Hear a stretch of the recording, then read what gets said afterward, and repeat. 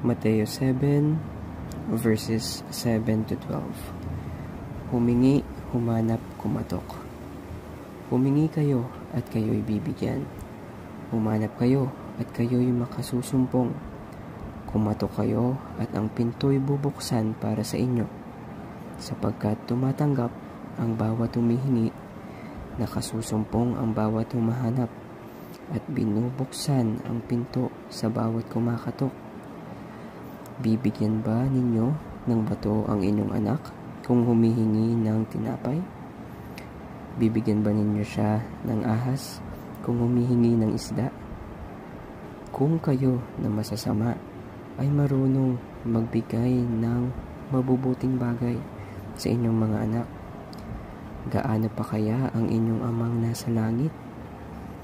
Ibibigay niya ang mabubuting bagay sa mga humihingi sa kanya.